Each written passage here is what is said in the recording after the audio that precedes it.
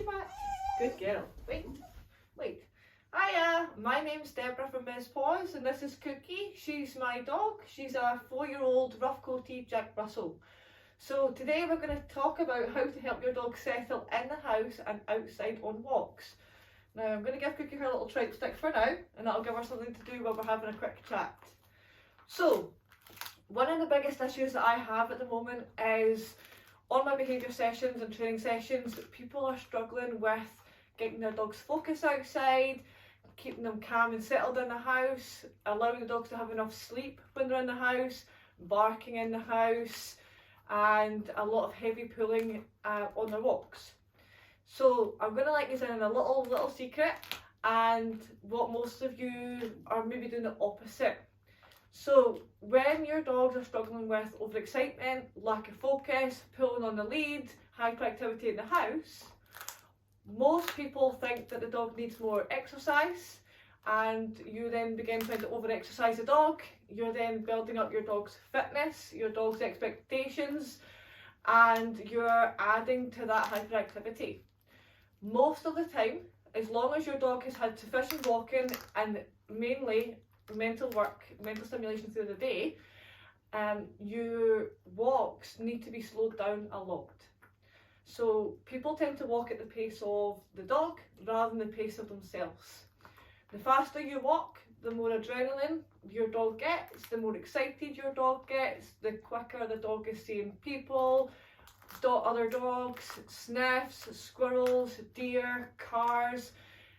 And what's happening is that the dogs are getting more and more excited on the walk rather than relaxing and calming themselves down. What you tend to find after a walk like that is that when you get the dogs home into the house, the dogs are starting to do zoomies all around the house and they're becoming really hyperactive. What that is that's your dog trying to burn off adrenaline that is excessive from being on their walks, because they've not had time to settle on their walks. They've not had time to properly mentally stimulate themselves, and they're getting more hyper. So what we're wanting to do with the dogs is to start to slow things down a little bit. We want to make sure that you're not walking at the pace of the dog. You're going to walk at your pace, and you're going to add in things to help your dog to settle on the walk. That can be little bits of trick work, so look, touch, down, stay, go to your mat. Video tutorials on them are on some of my other YouTube videos. We want the dog to have a lot more sniffing opportunities. So a lot of trainers start reducing the amount of sniffing that your dog can do on walks. The problem with that is that sniffing helps your dogs to settle and relax and enjoy their walks and reduce their coping thresholds. So what's happening is, if you don't allow your dog to sniff much, your dog doesn't have a chance to cool down on the walks and settle itself down. So again, you're creating more hyperactivity and more stress with your dog walks. A lot of people just now, I'm finding, are really struggling with their walks. The dogs are not enjoying it, the humans are dreading it, the dog's pulling them everywhere, it's getting icy outside, it's slippy with the leaves, and people are starting to reducing their walks or taking them to the field and just letting them off the lead, because they're just finding it far too stressful. Now, that is really common, so people that are going through that just now, you're not alone. That is what I'm getting through my training sessions day in, day out. So I totally understand where you're coming from. It is stressful when they're pulling a lot. They are hard to handle. It is dangerous when they're pulling on the ice.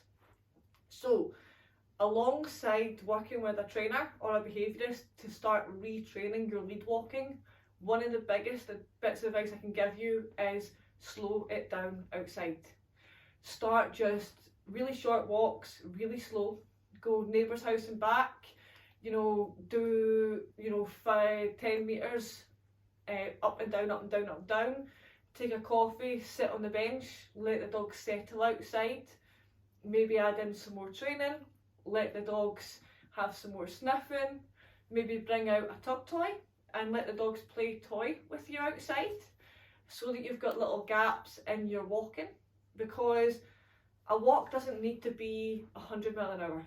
And I think that's what a lot of people think it should be. But remember, the faster you walk, the less enriching it is for the dog and the more stressful it is for you guys as well. So remember, when you're on your walks just now, try and slow everything down.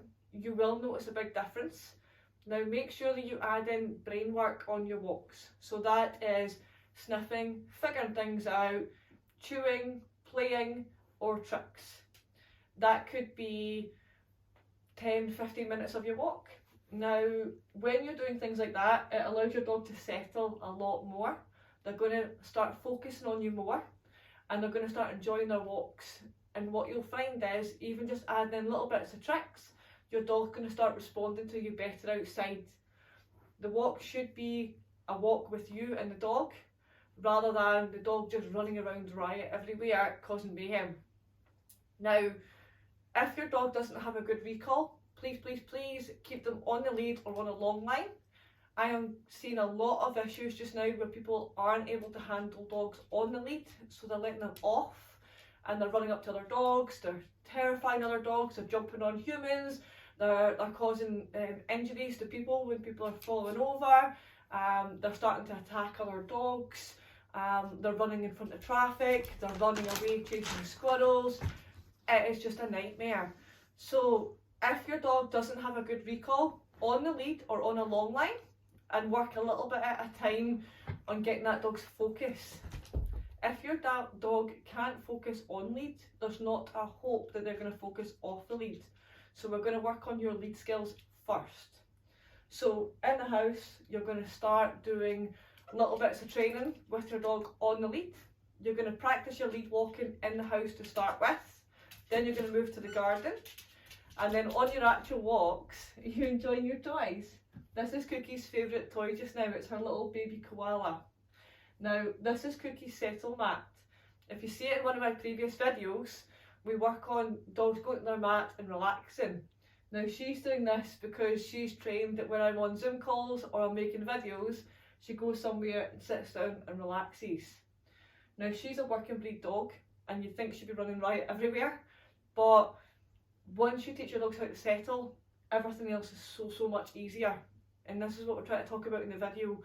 We need to teach dogs how to settle in the house, we need to teach them how to settle outside, and most of your issues are caused by dogs not able to focus, they're not able to settle, and so therefore they're not really very trainable.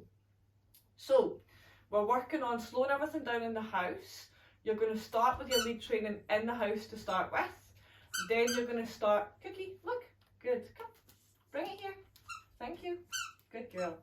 Then you're going to start slowing down your walks outside. You're going to make your walks shorter, and you're going to slow them down, and you're going to add in some more brain work on those walks.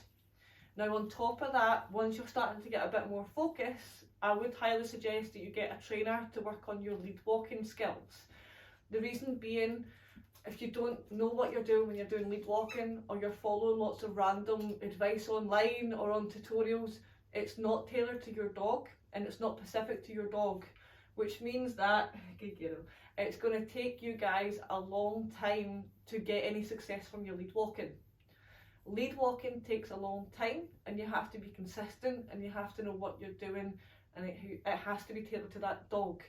So if you're following lots of random advice and it's not working, try and get a trainer so that you know exactly what to do, so that you're not wasting your time using methods that aren't working for your dog, or you're trying to fix lead walking issues that your dog doesn't have. So dogs live a long time. Jack Russells can live easily 22, 23, 24. She is 4 years old. So no matter what age your dog is, you want to make sure that they can walk nicely outside, they've got a good recall, and they're quite settled in the house and on walks. Cookie's still got another, 18 years left of her life. So Cookie, stop thinking. So even if she's 4 just now, if you were investing in her lead walking skills, then you've got another 18 years of her then walking nice on the lead, as opposed to another 18 years of a dog pulling you on the walk. So lead walking is probably the hardest and the most frustrating thing to teach and the one that you need to be the most consistent, but I find it's one that you need a lot of support from a trainer so that you can help your dog become better.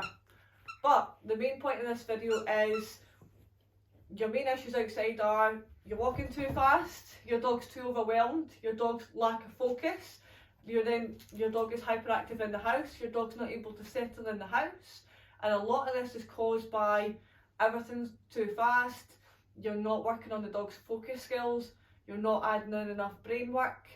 So remember this on your own walks, slow it down, add in some more brain work and some training, start adding in more things in the house like chewing, puzzles, lead walking in the house and the garden, sitting outside and just relaxing with the dog, and then see how you get on from there. I just wanted to do this little video just to give you that little bit of advice, because I do find that this is probably what people are struggling with the most, and it's something that you can easily change about your walks and it should make a big difference. So I hope you've helped that, I hope you've enjoyed that, and I'm sure Cookie enjoyed playing a little koala. So slow down your walks, let me know how you guys get on. If you're stuck, just give me a wee message and we can have a look at having a tailored session for you. Take care, guys.